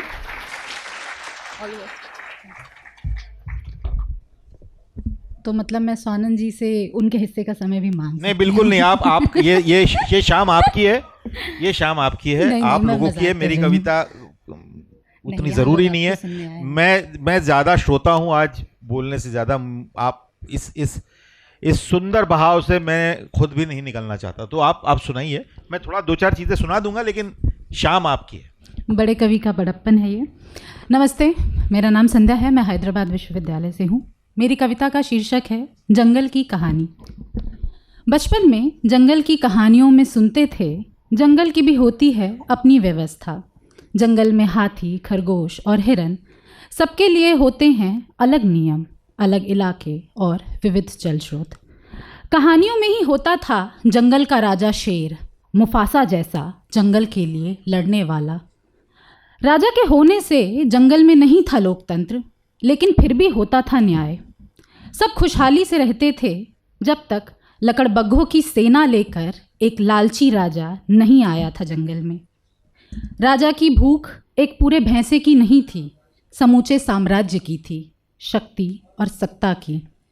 लकड़बग्घों की भूख का क्या कहें, कथानुसार लकड़बग्घों का पेट तो अनंत कुआं था। साम्राज्य, सत्ता और शक्ति के पाचन रस से वो पचा सकते थे समूचा जंगल। हम बड़े हुए और जंगल के आगे पर्यावरण का समीकरण और विज्ञान को समझने में उलझ गए। पीछे छूट गई जंगल की कहानी। हम और बड़े हुए और यूनिवर्सिटी गए। फिर लौटी जंगल की कहानी। मोर, हिरन, बंदर, सांप, तितली, बिच्छू, सब कुछ हकीकत ही तो है। फिर जंगल में एक राजा आया, सत्ता, शक्ति और साम्राज्य के प्यासे लकड़बग्घों की सेना लेकर। लोकतंत्र का राजा, न्यायतंत्र का दलाल। जितनी सहजता से हम और आप तोड़ते हैं एक पत्ता, एक फूल, उतनी सहजता से उसने नोच लिया सारा जंगल, पी गया हिरनों के सारे जल स्रोत। फिर टूटा कहानियों का सम्मोहन। हम तो जंगल के नहीं, हम मनुष्य हैं। हमारे कुछ करने की सीमा है और बहुत कुछ कर जाने की कोई सीमा नहीं। ये हम ही हैं जिन्होंने जंगल की कहानी बनाई, सुनाई और फिर उन्हें भूल गए। जंगल की कहानी झूठ है। जंगल जो हमें इतना बड़ा दिखता था, राजा की थाली का एक निवाला भर था। जंगल का राजा शेर नहीं होता, वह जंगल का संरक्षण नहीं करता। जंगल तो जंगल में भी नहीं होता। जंगल लोकतंत्र में होता है और लोकतंत्र के संरक्षणकारी लकड़बग्घे होते हैं। शुक्रिया। बचपन में सुनी जंगल की कहानियों का यही एक सच, लकड़बग्घों का पेट अनंत कुआं होता है। दूसरी कविता का शीर्षक है जिन्होंने तुम्हें अमानुषिक होने से बचाया। युद्ध में पराजित होकर, संशय, दुख और विरह की चोट से जब नीरस होकर खड़े थे तुम, अमानुषिकता की आग में छलांग लगाकर अपना अहम बचाने को, एक स्त्री ने तुम्हें अपने सीने की आर्द्रता से सींचा ताकि तुम बचे रहो मनुष्य बनकर।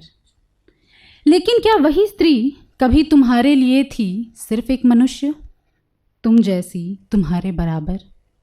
क्या तुमने बिना स्वार्थ, आश्वासन या प्रश्न के किसी स्त्री को अपनी आत्मा में प्रवेश दिया?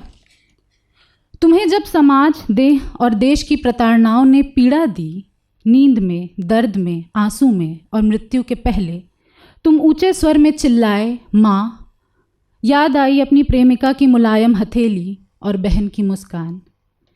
लेकिन किसने सुनी तुम्हारी माँ, प्रेमिका और बहन की पुकार? क्या स्वप्न में बिच्छू का डंक लगने से वो चिल्लाती हैं अपने बाप, भाई या पति का नाम? सदियों से भ्रूण में घोट दी गई आवाज़ें तुम्हारे गले से सांप की तरह क्यों नहीं लिपटती?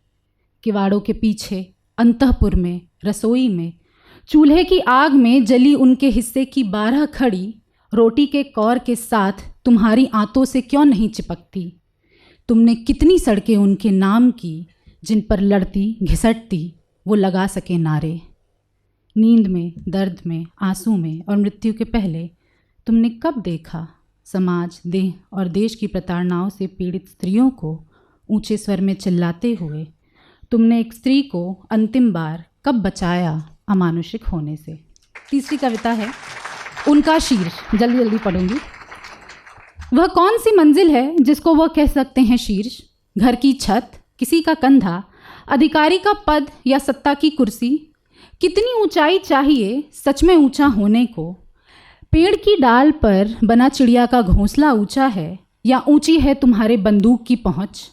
संघर्ष की रातों में देखे सपने ऊंचे हैं या ऊंची है किसी चापलूस की सीढ़ी?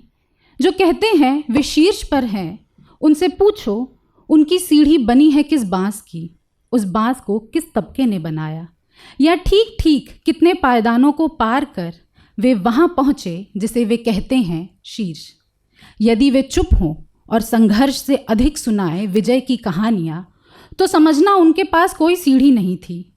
उन्होंने किसी के तलवों पर गिरकर पाई है एक पीठ या पाए एक से अधिक कंधे। व्यभिचारियों के आगे झुके इतनी बार कि एक दिन गायब हो गई उनकी रीढ़ ही। उसी झुके मस्तक से उन्होंने नापा अपना शीर्ष, जीवन से उतना ही ऊपर जितना उनकी झुकी हुई पीठ उन्हें देखने देती है। वे अवश्य ही सफल हुए पर अमर नहीं, प्रसिद्ध हुए पर लोकप्रिय नहीं, तमाशबीन हुए पर दृष्टा नहीं। उनका शीर्ष शायद है बहुत बड़ा, लेकिन उससे भी बड़ा है पेड़ पर बना एक गिलहरी का घर। आसमान में फैली मशालों की रोशनी, संघर्ष की अथक रातों में देखे सपने, अनुभव और ज्ञान से मिला जीवन बड़ा है उनके शीर्ष से। शुक्रिया।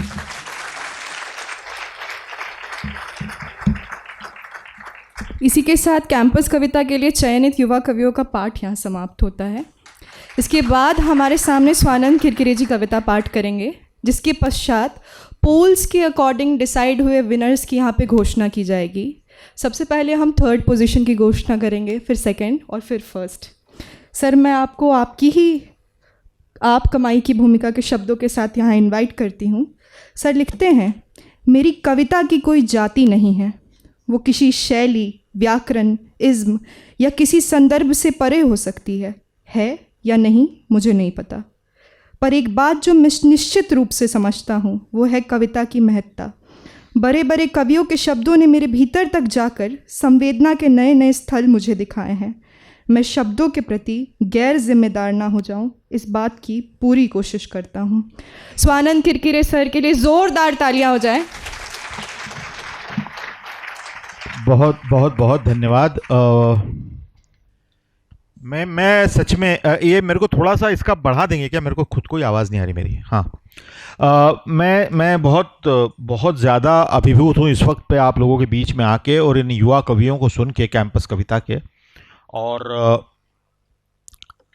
इनका भाषा के साथ इनका रिश्ता, ख्यालों के साथ इनका रिश्ता, इनकी संवेदना, इनको समाज को देखने का इनकी नज़र, इस वक्त को देखने की इनकी नज़र, ये सब देख के मैं काफ़ी अभिभूत हूँ। मैं काफ़ी एक तरह से मैं बहुत खुश हूँ कि ये लोग रिएक्ट कर रहे हैं जैसे किया जाना चाहिए, लेकिन दूसरी तरफ मैं बहुत दुखी हूँ कि इनको ऐसे रिएक्ट करना पड़ रहा है। ये हमारा समय, हमने जब कविता लिखनी शुरू की थी और हमारे से पहले जब कविताएं लिखनी शुरू की थी तो हमको लगा था कि तुम तक आते आते हमारी इन कविताओं की ज़रूरत खत्म हो जाएगी, तुम प्रेम गीत लिखोगे। तुम्हें तो प्रेम गीत लिखने थे, हमने तुम्हें फिर वही बातें कहने पर मजबूर कर दिया। यह हमारी पीढ़ियों का फेलियर है।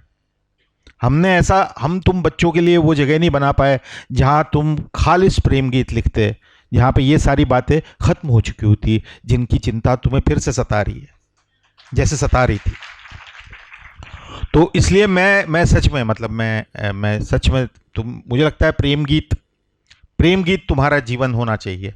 एक भी कविता में प्रेम नहीं था, प्रेम गीत नहीं था। हर किसी में मानवता के प्रति प्रेम था, बहुत सारी चीज़ों के प्रति प्रेम था, लेकिन मैं उस सब में दर्द बहुत ज़्यादा था, सब में पीड़ा थी, और उस पीड़ा और सामाजिक पीड़ा ज़्यादा थी। सामाजिक पीड़ा ज़्यादा थी। तो मैं ज़्यादा क्या सुनाऊंगा यार, मैं 2-3 चीज़ें सुना देता हूँ। फिल्मी गाने में नहीं गाना चाहता है ना, वरना फिर पूरा माहौल, पर मैं अपने 1-2 गाने गा देता हूँ, गाना गा के ठीक हो जाता है ना, फिर वही फिल्मी गाने नहीं। चलो मैं एक कविता अपनी सुना देता हूँ पहले। छोटी सी तो नहीं है, बड़ी सी है, 5 मिनट से ऊपर जाएगी, क्षमा करना। इस कविता का शीर्षक वगैरह क्या है, ये कविता है, वो लड़की धूम धड़ाका थी।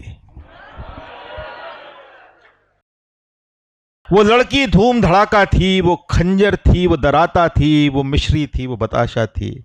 वो लड़की धूम धड़ाका थी, वो लड़की धूम धड़ाका थी, वो खंजर थी, वो दराता थी, वो मिश्री थी, वो बताशा थी।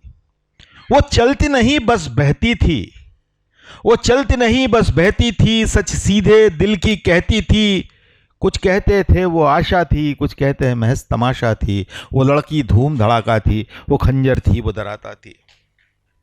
वो बादल बिजुरी हंसती थी, वो बादल बिजुरी हंसती थी, वो सावन भादो रोती थी। वो बादल बिजुरी हंसती थी, वो सावन भादो रोती थी। कुछ कहे कि दिल को दिलासा थी, कुछ कहते केवल झांसा थी। वो लड़की धूम धड़ाका थी, वो खंजर थी, वो दराता थी। वो अपने दिल में आई थी, वो अपने दिल में आई थी, और 2 पल को सुस्ताई थी। जब थोड़ा वो मुस्काई थी, हर रोम में लपट उठाई थी। हमने भी बड़े जतन किए, उसको हम वश में कर लाए। हमने भी बड़े जतन किए, उसको हम वश में कर लाए। हमको सदियों से आदत है, जो भाए जीत के घर लाए। रेती मुट्ठी से निकल गई, वो वक्त के जैसे फिसल गई। रेती मुट्ठी से निकल गई, वो वक्त के जैसे फिसल गई। वो जीवन की परिभाषा थी, कुछ कहे जुए का पासा थी। वो लड़की धूम धड़ाका थी, वो खंजर थी, वो दराता थी। जब गई तो आखिर समझे हम वो कुदरत बनकर आई थी। जब गई तो आखिर समझे हम वो कुदरत बनकर आई थी। जिस लम्हा हम वो एक हुए बस उस लम्हे की कमाई थी। वो आई आकर चली गई, वो शाम सुहानी ढली गई। कुछ कहे कि रूपा सोना थी, कुछ कहे कि तांबा कांसा थी। वो लड़की धूम धड़ाका थी। अब भी दिल के नशेमन में एक उसका कमरा खाली है। अब भी दिल के नशेमन में एक उसका कमरा खाली है। वहां उस कमरे के शीशे पर उसके जौबन की लाली है। अब ना जाने कहाँ रहती है वो, जाने कौन दिशा में बहती है वो। सब कहते हैं उसका कत्ल हुआ, वो कुलच्छनी कुलनासा थी। वो लड़की धूम धड़ाका थी, वो खंजर थी, वो दराता थी, वो मिश्री थी, वो बताशा थी।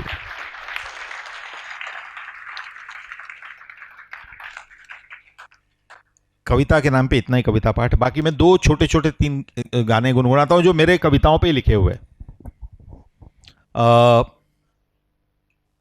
एक मेरी आप कमाई की कविता है जिसको मैंने रिलीज किया है सिंगल गाना गा के। उसका नाम है चांद आवारा। देखो देखो ये चांद भी आवारा, आवारा आवारा आवारा।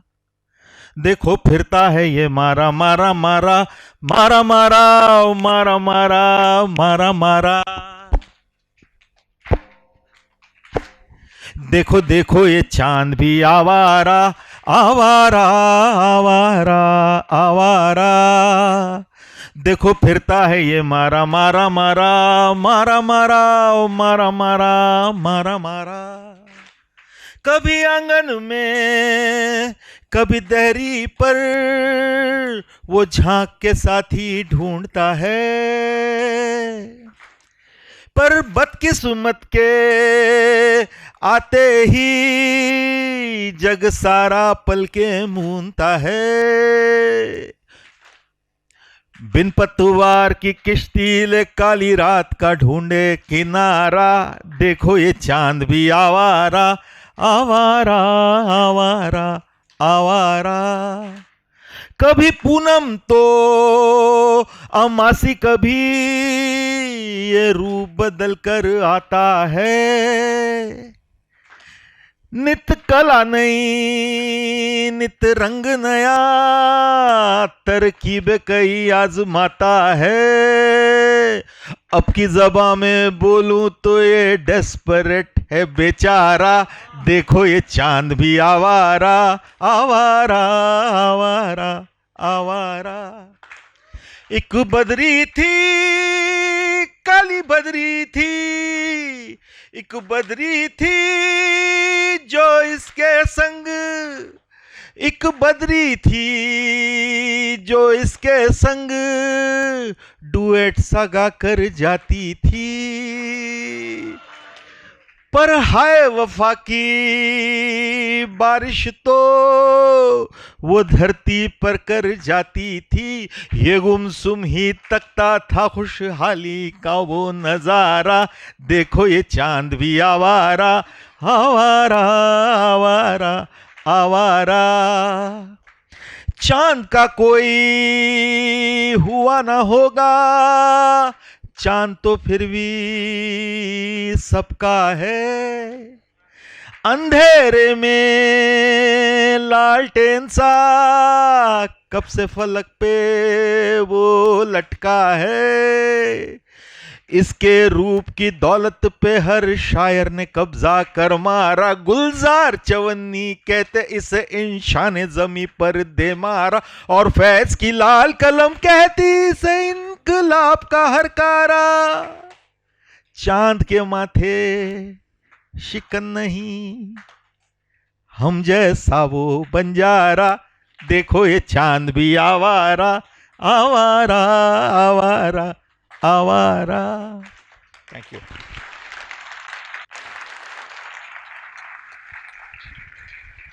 एक और गाना मेरा वो है, वो मैं प्रेम पे ही रहता हूं क्योंकि तुमने समाज की चिंता तुमने कर ली तो मैं थोड़ा प्रेम रखते हैं हम कवियों के साथ।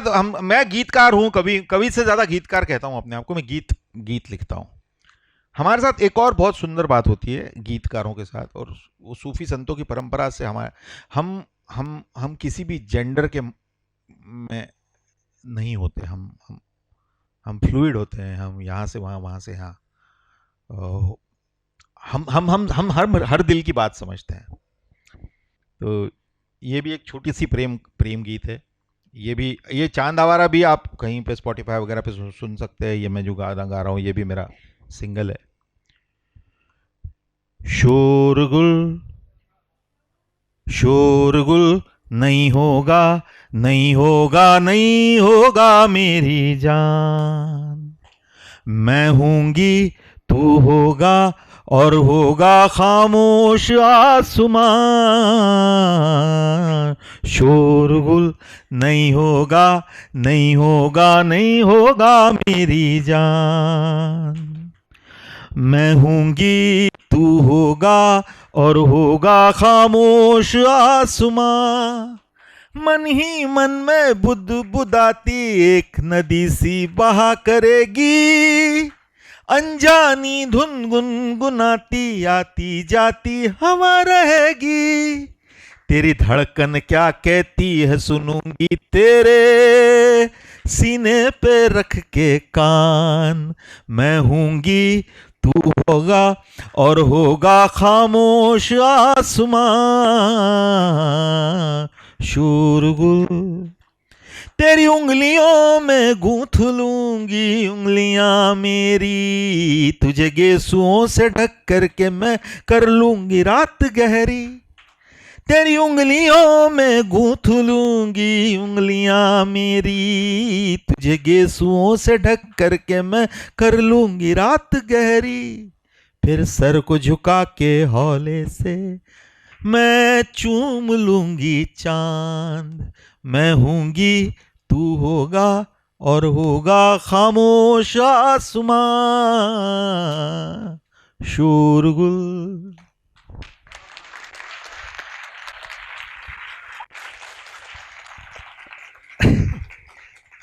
आखिरी गाना मेरी जान, मेरी जान और ही चाहिए। चलो ठीक है। हाँ ये दे दे यार, थोड़ा गड़बड़। आसमां उठा, क्या बात है। चलो चलो थोड़ा थोड़ा गा देता हूं मैं। तो पहले मेरी जान गाता हूं। ये भी प्रेम गीत है, मैंने बहुत प्रेम गीत लिखे। शायद अच्छे समय में था मैं।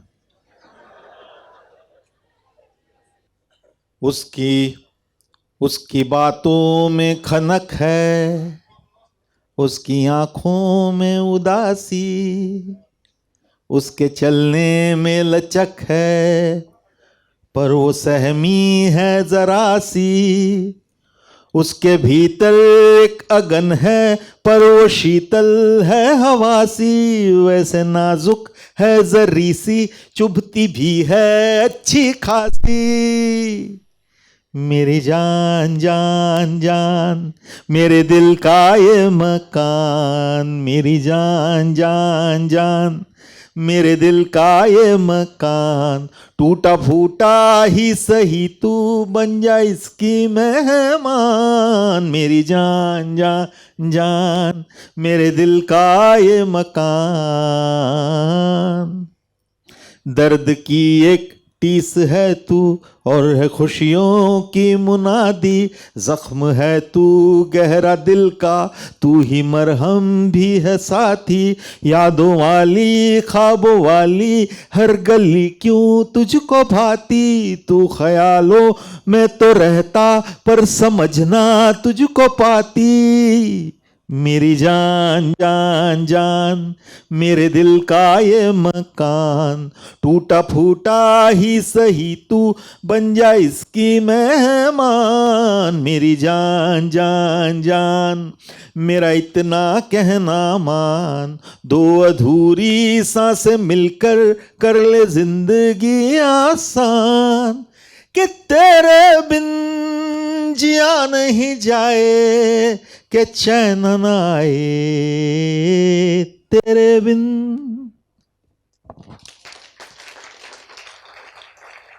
अब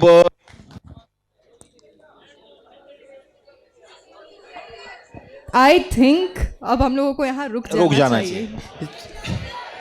चलो छोटा छोटा 2-2 लाइनें सबके। ठीक है, 2-2 लाइन। आसमां रूठा एक सितारे को मिलाना आशियां, धूप ने लूटा नन्हे से एक गुलसिता को साथिया, सिसक रही है बारिशें और जमी है धूल तेरी शाखों पे, एक ख्वाब है टूटा कहीं तो आंखों में, मैं जोड़ता हूँ कांच बिखरे राहों में। ओरी चिरैया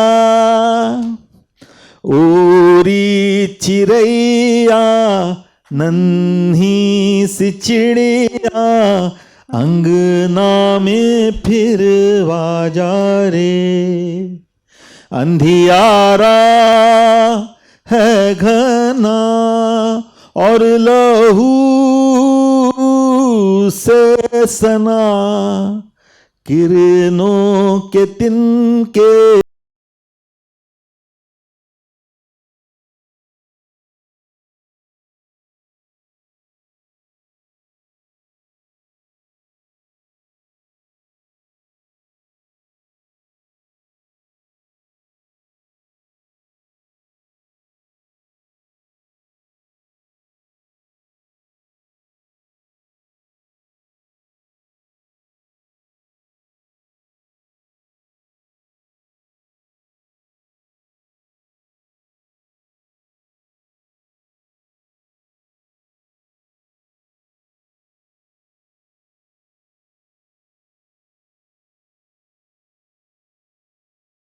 उड़ी चिड़ैया नन्ही सी चिड़िया। एक बस सबका दिल रखे एक मिनट। तो ये चिड़ैया का गाना है, चिड़ैया को वापस बुलाने का गाना है, लेकिन चिड़िया उस चिड़ैया को हम ऐसे नहीं याद रखना चाहते कि भाई हम तू उड़ जाएगी तो हमारा क्या होगा। हम कैसे याद रखना चाहते हैं, तू किसी रेल सी गुजरती है, मैं किसी पुल सा थरथराता हूँ। तू किसी रेल सी गुजरती है, मैं किसी पुल सा थरथराता हूँ। तू कभी रत्ती भर न सुनती है, मैं तेरा नाम गुदगुदाता हूँ। किसी लंबे सफर की में तुझे अलाव सा जलाता हूँ। तू किसी रेल सी गुजरती है, मैं किसी पुल सा थरथराता हूँ। कांच के ताले हैं आंख पे डाले हैं, इनमें इशारों की चाबियां लगा। रात जो बाकी है शाम से ताकी है, नियत में थोड़ी खराबियां लगा। मैं हूँ पानी के बुलबुले जैसा, तुझे सोचूं तो फूट जाता हूँ। बहुत बहुत शुक्रिया। Thank you.